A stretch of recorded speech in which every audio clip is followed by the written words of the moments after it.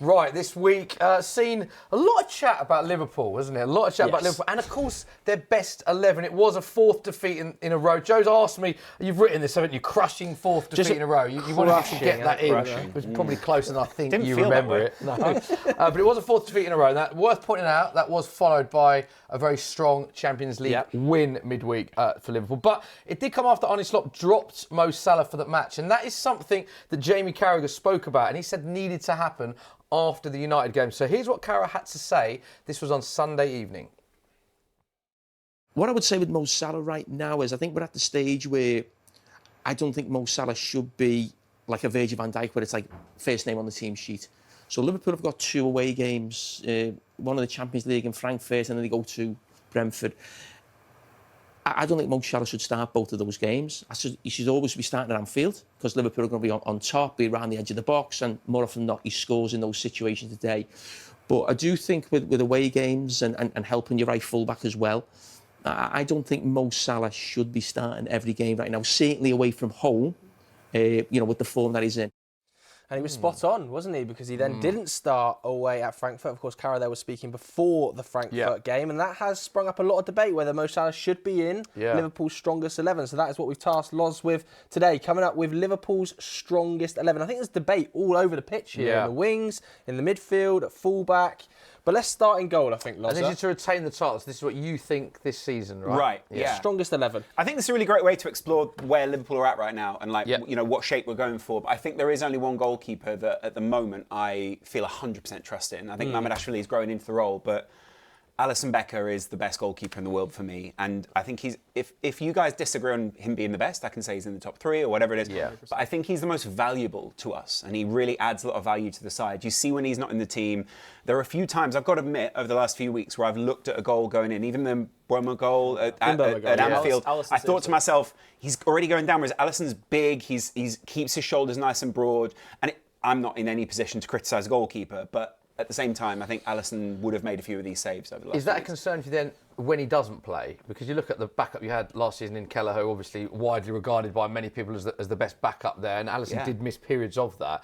What are your thoughts on Mohamed Salah? Because you said it's clear for you that it's Alisson, which I think a lot of Liverpool fans would agree with. So what are your thoughts on him? Mohamed Salah is a great goalkeeper, and there's a reason we bought him. I think that at the moment, Liverpool are in a bit of a halfway house between 2 systems, or however many different ideas that we want to play. So it's not necessarily about, hey, do they play 3 at the back? Do they play 5? Or do they play a 2 up front? It's more about the way that we play.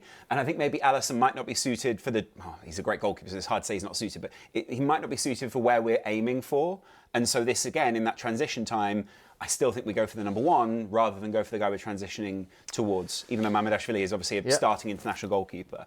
Makes sense. I think the fullback, the right back slot, is an interesting debate, isn't it? So who are you gone for? Before I do the rest of this team, I actually I made this list before we fielded the team you did. against Clear. Frankfurt. This was sent through by Loz before the Frankfurt game. So you went for Conor Bradley in the right back role over Jeremy Frimpong. Yes.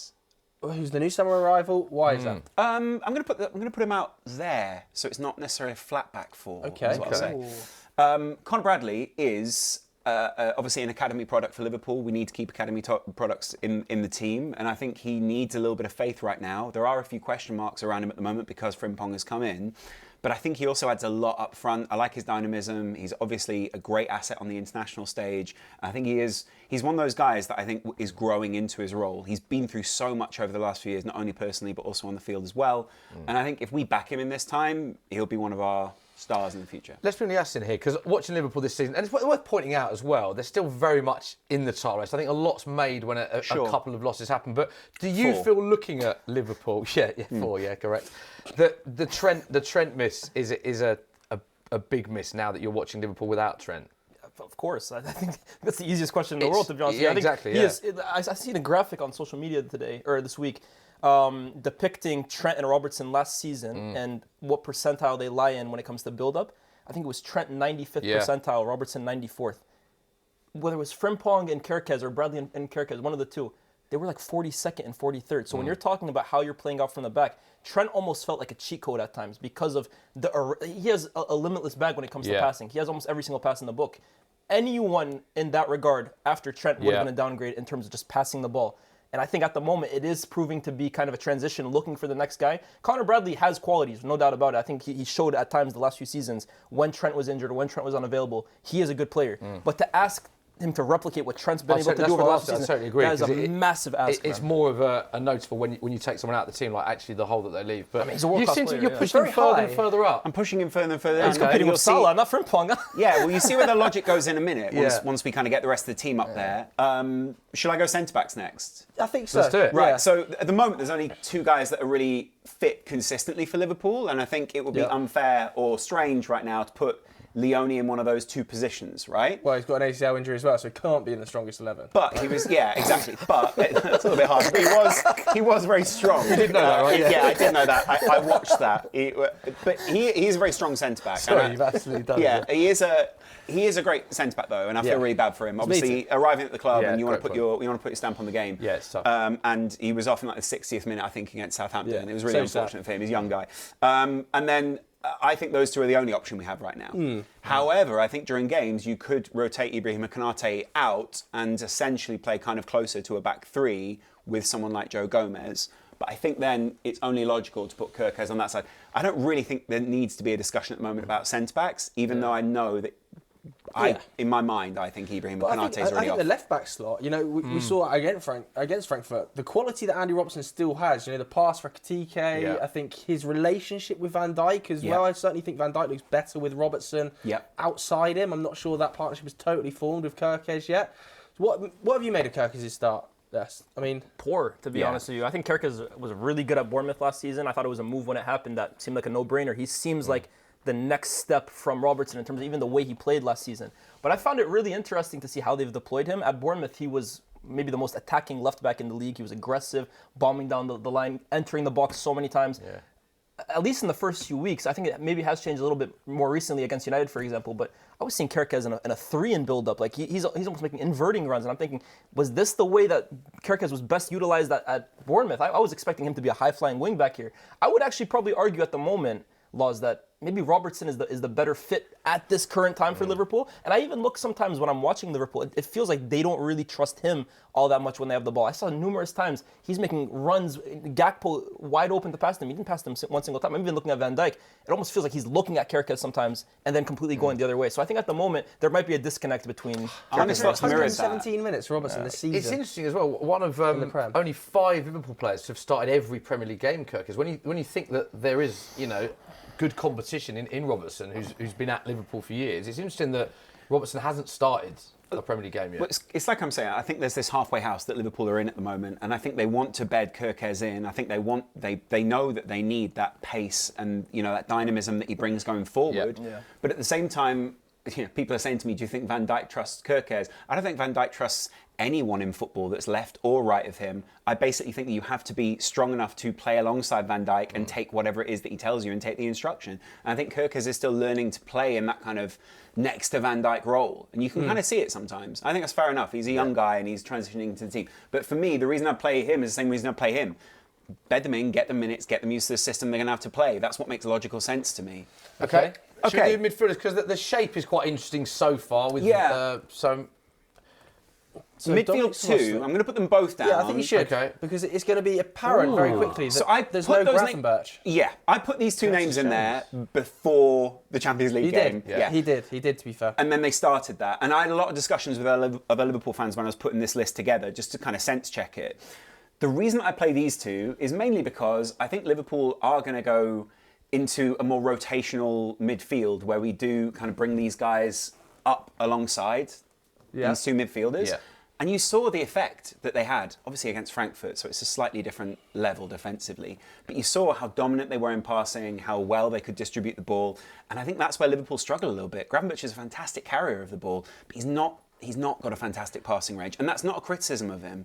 It's just more, they're different profiles. And Curtis Jones and Szoboszlai bring energy, passing, and both of them are amazing at winning the ball back. But the flip side to that is you look at how well Liverpool performed last season, that 3, Szoboszlai, McAllister, Gravenberch. It's a tried and tested formula, that, because it won you the league. So with that said, I'm just intrigued to know why you're not picking either of those players. Is that based on form you're doing this on? No, it's not necessarily form. It's where I think, again, where I am kind of anticipating I would want the team to go, Right. And where I think the team is probably headed anyway. I'm not saying this is a 3-5-2, but I think if you look at the shape, especially against Frankfurt in the Champions League, you could see that Liverpool, when one player progressed, were rotating back around to have more like a kind of a 3 at the back. And the heat maps won't show that because it wasn't necessarily that Andy Robertson or Conor Bradley or Frimpong, when he was on early on, got those touches, but they were covering that space. And then as soon as Liverpool get the ball, they're downfield and the shape changes again.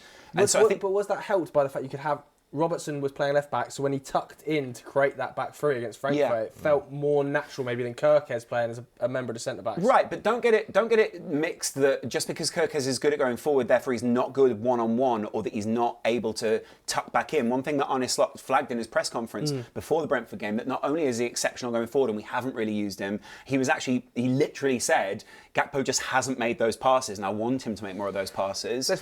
Go on, sorry. But I also think he then highlighted some of he's great one-on-one, he's really good at recovering and winning the ball back, and that's partly why, these Liverpool players, but let's talk about another guy that we know Liverpool wanted and was really close to a transfer, Mark Gahey. Yeah. He's really good in one-on-ones and he's really good at recovering. He's not necessarily good at being your traditional centre-back. He's actually got pretty poor aerial duels compared to the two guys that we have here. So it's very clear that we want to shift that back line style, or kind of at least idea, and Kirkes, I think, can be part of that. Let's get Lias's thoughts on the midfield too so far. You look negative. Curtis Jones. I'm not negative at all, honestly. I think, in fact, I'm loving this, right? But I think Curtis Jones is a really good player, and at the moment, he would probably start for me at Liverpool. I think when he's come on, he's looked a step above McAllister at the moment. He's busy. He's quite neat on the ball as well, too. I just think Gravenberch has to play. Again, we go back to build-up, and I think that the fullbacks are a massive issue in that regard. But I think Gravenberch almost seems like the one solution that Arne Slot has at the moment. Who do you take out for Gravenberch? I don't know, but for me, he has to play. Like, in my opinion, he has to be there. Sobotlai would be there as well, too, because of the legs that he provides. You need someone like that in there. But I think Gravenberch has to be in this team, man. Sobotlai is also one of the few players this season who looks confident in every game. Yeah. Even when we were losing, you could still see that he knows what his role is, he's really clear about it, and he's applying for the whole 90 minutes. There's not one moment where, I know Sobotlai has a slightly kind of arrogant swagger to him, which can sometimes put some people's noses out of joint. But for the whole match, I'm seeing him at least apply himself on the field at Anfield. Yeah, and he's really very versatile and very And when you have a as well. team as well too, whose press is as disjointed as Liverpool's is, you need guys who can cover, who can plug the holes. That's Sobotlai, man. You need the industry in midfield there. But I think for me personally, Gravenberch would start somehow. It's tough because you have so many great names. Jones, how do you leave him out? But Gravenberch is in my team for sure. Okay. Next up, I think it's got to be Florian for me. Mainly because, we spent a lot of money on him, Joe. I don't know if you noticed. I've heard. Yeah. I've heard the rumour. But also, he is obviously one of the fantastic players that we can field. And I think in a starting 11, and that's what you guys asked for, he starts for me. That was his best performance midweek in Liverpool shirt, wasn't it? It So really far was, against Frankfurt. But he was playing more kind of on the right. Wasn't he at times? He was playing floating everywhere, but like it was like almost half role, wasn't he? spaces, Out of possession, like he that was certainly half on the space right. area. Yeah, Yeah. you're right. And I think he was given the license to roam, but it was generally that he would pick the ball up most here and he was most effective there, right? So I don't think you're wrong about that. But I think that's why I like deploying Florian Wirtz. I think the opposition can't prepare for, will he be in the left half space? Will he be in the right half space? And he can pop up in either of those spaces. Not only that, but he can kind of play through the middle as a traditional 10 if we want him to. And if then, this is a key thing that we need to call out as we get closer to the up front, we're going to deploy multiple units. So there are a bunch of magnets here that I've not put up here. Yeah. But you could see, even against Frankfurt midweek, when Salah came on, he wasn't playing as a winger. He was playing as one of the two, in inverted commas, strikers. And it's really important to not only be able to change your legs, but to bring on a completely different proposition to what we had before. Let's bring Lias in here. Let's talk about Wirtz. Obviously, you watch a lot of European football as well. Unbelievable season last season. 22 goals and assists, I think, in the league alone. I mean, it's such an exciting prospect. Yeah. It's been a slow start to his Liverpool league career. It did look good midweek, I agree. Are we starting to see signs of him now? And would you be starting him in the strongest Liverpool 11 I actually think the last few now? weeks Wirtz has improved, to be honest with you. I think we're so obsessed, and granted, I get it, there's been a lot of big money signings that came before him that we were very, very strict on, especially when it came to numbers. But I think at times too, like, we get too like he had an assist for Sobotlai. It's the most nonsense assist. Does that all of a sudden now mean that Wirtz is finding his creative tool? No, I actually think the last few games he has started to grow a little bit more. Of course, there's high expectations. We need to see it more regularly. They spent a lot of money on him, but yeah, I think Wirtz has to be in this team, and I think also when you look at where Liverpool are trying to build, I see right now he's playing in a role, in a zone of the pitch where a certain former Premier League Player of the Year tends to play in. Who is the future of Liverpool? Who are you looking to build the squad around? I think it's Wirtz at the moment. So yeah, I would be looking to get let's in my touch on team. that now because not to be spoiling it, but there is no Mo Salah in that position, is there? You have spoiled that. I know. Yeah, done. There is no Mo Salah up there. No Salah? No Salah. Nice. So with that, I think we might as well just put the other 3 up and then discuss that, yeah, right? we'll talk for it. So I've got Gakpo there, and then I've kind of got a top 2. I might put Ekitike there. So you're and then planning I'll put- Anna Katika. So let's. So- I think we've got to discuss Salah first Right. for not being in it because No, obviously fair Liverpool legend. We can speak for hours about how amazing he's been. Interesting that Jamie Carragher comments. Interesting that the team did change midweek. So just as a Liverpool fan, why no Mo Salah for you? I mean, anyone who is unlucky enough to watch my stuff on YouTube will know that I've kind of been talking about transitioning away from Mo Salah for a little while. Not because we as Liverpool fans think he's bad or I think he's bad. More because when we look at the signings, we see the writing on the wall in terms of where the team are looking to go. And Salah doesn't necessarily fit into any of those positions wholesale in the way that you could say some of these guys do. Yeah. We can get a bit lost in shape. I personally would name this as more like a 4-4-2 out of possession, and then in possession it's more like a 3-5-2, and then even then you've got your 2 overlapping wingers. But again, that takes away a lot of the width that Mo Salah has. We were talking about this before the show, where it's like, if you play Frimpong, it almost looks as if Frimpong and Salah are getting under each other's feet. Yeah. And Bradley is much more complementary to Salah because he's been used to playing with him. But that's part of what's taken away from Salah's form. Is Salah's basically been playing in a bit of a halfway house position for Liverpool, where he's not quite wide, he's not quite inside. He's trying to complement Ekitike, Wirtz, or Isak or whoever, and he had much more solid passes last year. Nunez would be inside of him. Luis Diaz would be inside of him. Let's call it what it is. Last season, Liverpool were built around Mo Salah. Correct. He had no defensive responsibility. He stayed as high and close to goal as he wanted to. Everything was built for him to get his production, which he did fantastically. But I think the issue is, now that the season has started, there's been a lot of factors as well too, but the numbers have dried up. And now, I don't think you can afford to have somebody that, first of all, offers you nothing defensively, is getting older as well too. The team isn't looking to build around Salah for the next few years. So you wouldn't start him? At the moment, I agree with Jimmy Carragher. I wouldn't. I think right now... Say Laurence McKenna. Lawrence as well too, Jimmy Carragher's got a nicer ring, Wow. No, but at the moment, I think look, that isn't to say that Salah can't change his form throughout the season. I'm not going to be the one to say Mo Salah is done. He's the greatest 10-season wonder we've ever seen in the Premier League. But at the moment, Liverpool need to win games. It almost feels do or die every single time they play now. For me, this is close to what I would go for. I would have gone for Frimpong here if you're going to play Wirtz on the right. Fine. I think that natural width, Frimpong is more maybe natural fit. But if it's looking like a 3, I'd probably go Robertson as well too. So can I just call out, the reason I didn't go Frimpong there is I think Liverpool were expecting to sign one more centre-back, like I've already flagged. I think Conor Bradley slightly more defensively minded, and I think while we don't have that extra centre-back, I'd put Bradley in there. And then I think Florian Wirtz will float. And this, I've got a whole stack of people here. Ryan Gravenberch, Mo Salah, Alexis McAllister hasn't even been mentioned here. Andy Robertson, like we already said, and then Joe Gomez. I think there are a number of people who can rotate into this team, change some of the things that are offered to Liverpool, and suddenly the opposition are completely facing a different shape, different ideas, different passing lanes. I think we should touch on Isak as well, because he's a big talking point at the start of the season. He's the most expensive player. Yeah. He's obviously had injury problems. He's not really had a pre-season. What have you made of him versus Ekitike? Yes, because I think Ekitike so far this campaign has probably been Liverpool's standout player alongside Szoboszlai. I completely agree. Look, let's call it what it is with Isak. At the moment, he's playing because they spent a lot of money on him and they're looking to get him fit. That's the reality, because outside of that, there's not a single reason you guys can name me that I'll believe for why he started over Ekitike at the weekend. And the minute that he actually came out against United is the first time I actually felt, they might actually get back in this game. Ekitike has shocked me so much. Not in terms of I didn't know he was a great player, but just the way he's come into this Liverpool team with all these big names, all these star players, and almost just taken the bull by the horns and accepted the responsibility as their guy has been crazy. And if I had told you maybe 3 months ago that Ekitike would look like the main man at Liverpool and not Alexander Isak and not Mo Salah, you guys would have been like, what? I think that's full credit to him at the moment. And yeah, I think he starts every single game he's available. Are you worried about Isak? No, I think he's still coming up to form, and I'll be completely honest, I think the way that everything kind of came out in the media, it felt a little bit unfair on him in the summer. I think he got absolutely castigated for something that was actually somewhere between him and Newcastle as a club, and a lot of people especially in a certain part of the world, want to blame him rather than not get the exclusive interview next time. So I think it's fair enough that he's maybe recovering a little bit in this period and licking his wounds from what was quite a traumatic exit from a club that, frankly, should respect him more than they did. Debatable. So does this 11 you've put out here, I'll ask you first, Les, does that 11 that Loz has put forward retain the title?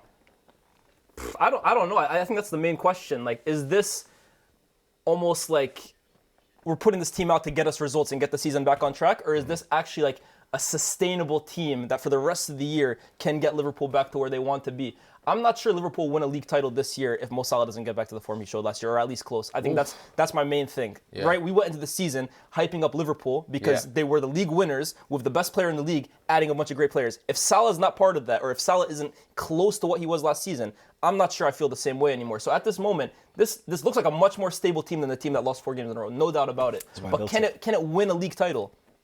I have to see. Can this team win the league title? Will this team win the league title? Yeah, I think that this team can definitely capable of winning a league title. I think the only reason this team wouldn't win a league title is because this Arsenal side is really exceptional right now. It seems to be clicking. That's true. And they've bedded in their big signings better than Liverpool have. And arguably they had less, but at the same time they're in really key positions for them. So I think credit to Mikel Arteta for making a side that looks better than what is frankly the most expensive Premier League team at the moment. Okay, there we go. There is confirmation of Loz's Liverpool 11 to win the league. I mean, the formation almost like a 2-3-2-2. It's asymmetrical. It's asymmetrical. It's a fluid off the ball, on the ball team. But enjoyed that, mate. Let us know what you think of those selections at home.